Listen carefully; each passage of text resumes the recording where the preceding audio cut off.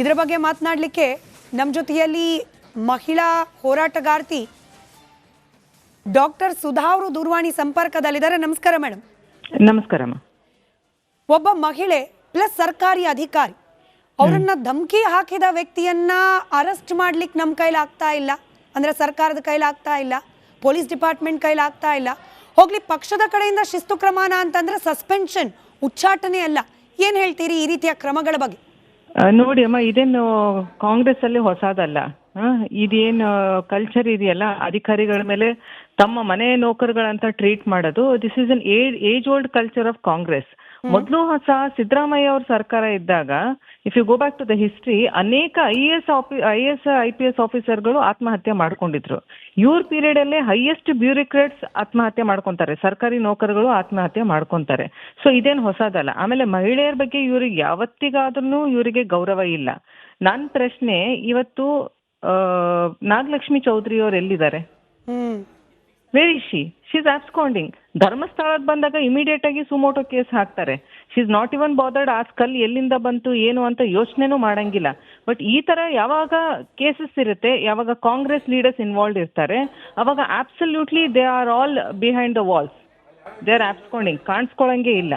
ಆಮೇಲೆ BK ಹರಿಪ್ರಸಾದ್ ಅವರು ನೋಡಿ, ನಿನ್ನೆ ಹೇಗೆ ಜಂಟಿ ಅಧಿವೇಶನದಲ್ಲಿ ಅವರು ವರ್ತನೆ ಮಾಡಿದ್ರು ಗವರ್ನರ್ ಮೇಲೆ, ಸೇಮ್ ಕ್ರಮ ತಗೋಬೇಕು. ಇವರು ಅರೆಸ್ಟ್ ಮಾಡಂಗಿಲ್ಲ, ಇವರಿಗೆ ಸಸ್ಪೆಂಡ್ ಮಾಡ್ತಾರೆ. ಅಂದ್ರೆ ನಾವು ಹೊಡೆದಂಗ್ ಮಾಡ್ತೀವಿ, ನೀವು ಅತ್ತಂಗ್ ಮಾಡಿ ಅಂತ ಹೇಳ್ತಾರೆ.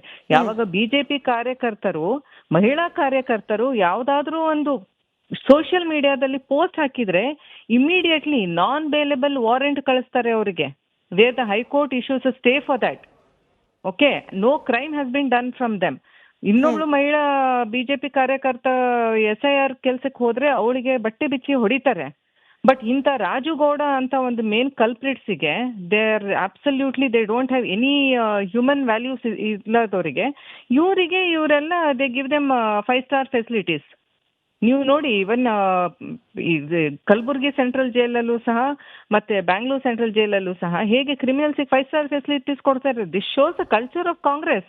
They are all supporters of all this criminal and aunty social elements.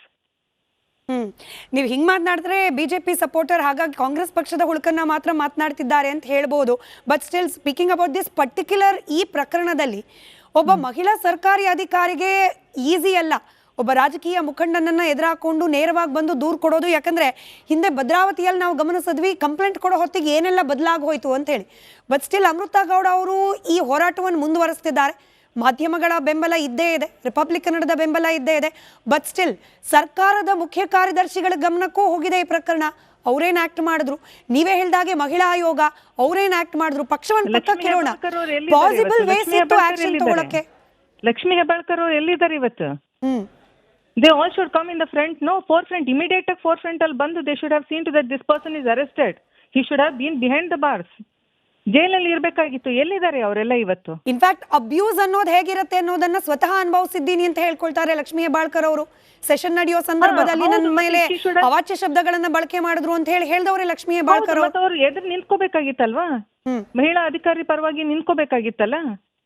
ಯಾಕೆ ಇದು ಬಯಾಸ್ಡ್ ವರ್ತನೆ ಯಾಕಿದೆ ಇವ್ರದ್ದು? ಮಹಿಳೆ ಅಂದ ತಕ್ಷಣ ಮಹಿಳೆ ಜೊತೆಗೆ ನಿಂತ್ಕೋಬೇಕು, ಯಾರೇ ಇರ್ಲಿ ಅದು. And specially they are all government employees, they are doing there job. ಅವ್ರಿಗೆ ಇವ್ರು ಚಪ್ಪಲಿಯಿಂದ ಹೊಡಿತೀನಿ ಅಂತ ಹೇಳ್ತಾರೆ, ಜೀವದ ಬೆದರಿಕೆ ಹಾಕ್ತಾರೆ. ಯಾವ ತರ ಸರ್ಕಾರ ನಡೀತಾ ಇದೆ? ಜಂಗಲ್ ರಾಜ್ ನಡೀತಾ ಇದೆ ಇವತ್ತು ಕರ್ನಾಟಕದಲ್ಲಿ. ಯಾರು ಸುರಕ್ಷಿತವಾಗಿಲ್ಲ. ಆಮೇಲೆ according to the this one, more than 40% of crimes have increased against women in this government. ಎಲ್ಲಿದೆ ಕಾನೂನು ಸುವ್ಯವಸ್ಥೆ? ಕಂಪ್ಲೀಟ್ ಆಗಿ ಕುಸಿದು ಹೋಗಿದೆ ಇವತ್ತು. ಏನ್ ಮಾಡಬಹುದಾಗಿತ್ತು ಅಂತ ಹೇಳಿ ಸುಧಾ ಮೇಡಮ್, ಈ ಪ್ರಕರಣದಲ್ಲಿ ಏನ್ ಮಾಡಬಹುದಾಗಿತ್ತು, ಇನ್ಮೇಲೆ ಅಟ್ಲೀಸ್ಟ್ ಏನ್ ಮಾಡಬೇಕು ಅಂತ? Immediately he should be arrested, he should be put behind the bars. ಅದ್ರೊಳಗಡೆ ಎರಡನೇ ಪ್ರಶ್ನೆನೇ ಇಲ್ಲ.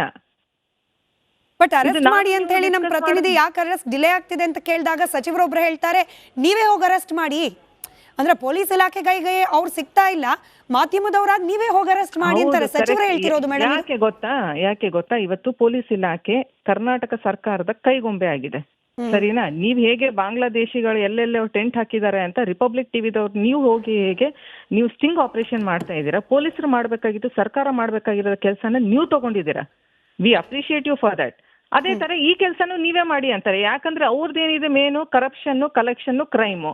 ಆ ಕೆಲಸ 3 ಏಜೆಂಟ ಕಾಂಗ್ರೆಸ್ ಸರ್ಕಾರದವ್ರು ಮಾಡ್ತಾರೆ. ನಮ್ಮಂತವ್ರು ನಿಮ್ಮಂತವ್ರು ಹೋಗಿ ಜನದ ಪರವಾಗಿ ನಿಂತ್ಕೊಳ್ಳಿ ಅಂತ ಹೇಳ್ತಾರೆ. Right right Shame on them. Right. Thank you so much doctor Sudha madam, Republic ಕನ್ನಡದ ಜೊತೆಯಲ್ಲಿ ಮಾತನಾಡಿದ್ದಕ್ಕೆ.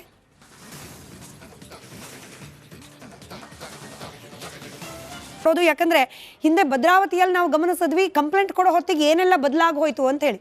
ಬಟ್ ಸ್ಟಿಲ್ ಅಮೃತಾ ಗೌಡ ಅವರು ಈ ಹೋರಾಟವನ್ನು ಮುಂದುವರಿಸ್ತಿದ್ದಾರೆ. ಮಾಧ್ಯಮಗಳ ಬೆಂಬಲ ಇದ್ದೇ ಇದೆ, ರಿಪಬ್ಲಿಕ್ ಕನ್ನಡದ ಬೆಂಬಲ ಇದ್ದೇ ಇದೆ. ಬಟ್ ಸ್ಟಿಲ್ ಸರ್ಕಾರದ ಮುಖ್ಯ ಕಾರ್ಯದರ್ಶಿಗಳ ಗಮನಕ್ಕೂ ಹೋಗಿದೆ ಈ ಪ್ರಕರಣ. ಅವ್ರೇನ್ ಆಕ್ಟ್ ಮಾಡಿದ್ರು, ನೀವೇ ಹೇಳ್ದಾಗೆ ಮಹಿಳಾ ಆಯೋಗ ಅವ್ರೇನ್ ಆಕ್ಟ್ ಮಾಡಿದ್ರು, ಪಕ್ಷವನ್ನು ಪಕ್ಕಕ್ಕೆ ಇಡೋಣ, ಪಾಸಿಬಲ್ ವೇಸ್ ಇತ್ತು ಆಕ್ಷನ್ ತಗೊಳಕ್ಕೆ. ಲಕ್ಷ್ಮೀ ಹೆಬ್ಬಾಳ್ಕರ್ ಅವರು ಎಲ್ಲಿದ್ದಾರೆ ಇವತ್ತು? They all should come in the front, no, forefront, immediate forefront ಅಲ್ಲಿ ಬಂದು they should have seen to that this person is arrested. He should have been behind the bars. ಜೈಲಲ್ಲಿ ಇರ್ಬೇಕಾಗಿತ್ತು. ಎಲ್ಲಿದ್ದಾರೆ ಅವರೆಲ್ಲ ಇವತ್ತು? ಇನ್ಫ್ಯಾಕ್ಟ್ ಅಬ್ಯೂಸ್ ಅನ್ನೋದು ಹೇಗಿರುತ್ತೆ ಅನ್ನೋದನ್ನ ಸ್ವತಃ ಅನುಭವಿಸಿದ್ದೀನಿ ಅಂತ ಹೇಳ್ಕೊಳ್ತಾರೆ ಲಕ್ಷ್ಮೀ ಹೆಬ್ಬಾಳ್ಕರ್ ಅವರು. ಸೆಷನ್ ನಡೆಯೋ ಸಂದರ್ಭದಲ್ಲಿ ನನ್ನ ಮೇಲೆ ಅವಾಚ್ಯ ಶಬ್ದಗಳನ್ನ ಬಳಕೆ ಮಾಡಿದ್ರು ಅಂತ ಹೇಳಿದವ್ರೆ ಲಕ್ಷ್ಮೀ ಹೆಬ್ಬಾಳ್ಕರ್ ಅವರು. ಅವ್ರು ಎದುರು ನಿಂತ್ಕೋಬೇಕಾಗಿತ್ತಲ್ವಾ? ಮಹಿಳಾ ಅಧಿಕಾರಿ ಪರವಾಗಿ ನಿಂತ್ಕೋಬೇಕಾಗಿತ್ತಲ್ಲ. ಯಾಕೆ ಇದು ಬಯಾಸ್ಡ್ ವರ್ತನೆ ಯಾಕಿದೆ ಇವ್ರದ್ದು? ಮಹಿಳೆ ಅಂದ ತಕ್ಷಣ ಮಹಿಳೆ ಜೊತೆಗೆ ನಿಂತ್ಕೋಬೇಕು, ಯಾರೇ ಇರ್ಲಿ ಅದು. And specially they are all government employees, they are doing there job. ಅವ್ರಿಗೆ ಇವ್ರು ಚಪ್ಪಲಿಯಿಂದ ಹೊಡಿತೀನಿ ಅಂತ ಹೇಳ್ತಾರೆ, ಜೀವದ ಬೆದರಿಕೆ ಹಾಕ್ತಾರೆ. ಯಾವ ತರ ಸರ್ಕಾರ ನಡೀತಾ ಇದೆ? ಜಂಗಲ್ ರಾಜ್ ನಡೀತಾ ಇದೆ ಇವತ್ತು ಕರ್ನಾಟಕದಲ್ಲಿ. ಯಾರು ಸುರಕ್ಷಿತವಾಗಿಲ್ಲ. ಆಮೇಲೆ according to the this one more than 40% of crimes have increased against women in this government. ಎಲ್ಲಿದೆ ಕಾನೂನು ಸುವ್ಯವಸ್ಥೆ? ಕಂಪ್ಲೀಟ್ ಆಗಿ ಕುಸಿದು ಹೋಗಿದೆ ಇವತ್ತು. ಏನ್ ಮಾಡಬಹುದಾಗಿತ್ತು ಅಂತ ಹೇಳಿ ಸುಧಾ ಮೇಡಮ್, ಈ ಪ್ರಕರಣದಲ್ಲಿ ಏನ್ ಮಾಡಬಹುದಾಗಿತ್ತು, ಇನ್ ಮೇಲೆ ಅಟ್ ಲೀಸ್ಟ್ ಏನ್ ಮಾಡಬೇಕು ಅಂತ? Immediately he should be arrested, he should be put behind the bars. ಅದ್ರೊಳಗಡೆ ಎರಡನೇ ಪ್ರಶ್ನೆನೇ ಇಲ್ಲ. ಬಟ್ ಅರೆಸ್ಟ್ ಮಾಡಿ ಅಂತ ಹೇಳಿ ನಮ್ಮ ಪ್ರತಿನಿಧಿ ಯಾಕೆ ಅರೆಸ್ಟ್ ಡಿಲೇ ಆಗ್ತಿದೆ ಅಂತ ಕೇಳಿದಾಗ ಸಚಿವರೊಬ್ರು ಹೇಳ್ತಾರೆ ನೀವೇ ಹೋಗಿ ಅರೆಸ್ಟ್ ಮಾಡಿ. ಅಂದ್ರೆ ಪೊಲೀಸ್ ಇಲಾಖೆಗೆ ಅವ್ರು ಸಿಗ್ತಾ ಇಲ್ಲ, ಮಾಧ್ಯಮದವರಾಗಿ ನೀವೇ ಹೋಗಿ ಅರೆಸ್ಟ್ ಮಾಡಿ ಅಂತಾರೆ. ಸಚಿವರೇ ಹೇಳ್ತಿರೋದು ಮೇಡಮ್. ಯಾಕೆ ಗೊತ್ತಾ, ಇವತ್ತು ಪೊಲೀಸ್ ಇಲಾಖೆ ಕರ್ನಾಟಕ ಸರ್ಕಾರದ ಕೈಗೊಂಬೆ ಆಗಿದೆ. ಸರಿನಾ? ನೀವ್ ಹೇಗೆ ಬಾಂಗ್ಲಾದೇಶಿಗಳು ಎಲ್ಲೆಲ್ಲ ಟೆಂಟ್ ಹಾಕಿದ್ದಾರೆ ಅಂತ ರಿಪಬ್ಲಿಕ್ ಟಿವಿದವ್ರು ನೀವು ಹೋಗಿ ಹೇಗೆ ನೀವು ಸ್ಟಿಂಗ್ ಆಪರೇಷನ್ ಮಾಡ್ತಾ ಇದ್ದೀರಾ, ಪೊಲೀಸರು ಮಾಡ್ಬೇಕಾಗಿತ್ತು, ಸರ್ಕಾರ ಮಾಡ್ಬೇಕಾಗಿರೋ ಕೆಲಸನ ನೀವು ತಗೊಂಡಿದ್ದೀರಾ. We appreciate you for that. ಅದೇ ತರ ಈ ಕೆಲಸನೂ ನೀವೇ ಮಾಡಿ ಅಂತಾರೆ. ಯಾಕಂದ್ರೆ ಅವ್ರದ್ದೇನಿದೆ ಮೇನು ಕರಪ್ಷನ್, ಕಲೆಕ್ಷನ್, ಕ್ರೈಮು. ಆ ಕೆಲಸ 3 ಏಜೆಂಟ ಕಾಂಗ್ರೆಸ್ ಸರ್ಕಾರದವ್ರು ಮಾಡ್ತಾರೆ. ನಮ್ಮಂತವ್ರು ನಿಮ್ಮಂತವ್ರು ಹೋಗಿ ಜನದ ಪರವಾಗಿ ನಿಂತ್ಕೊಳ್ಳಿ ಅಂತ ಹೇಳ್ತಾರೆ. Shame on them. Right. Thank you so much doctor Sudha madam, Republic ಕನ್ನಡದ ಜೊತೆಯಲ್ಲಿ ಮಾತನಾಡಿದ್ದಕ್ಕೆ.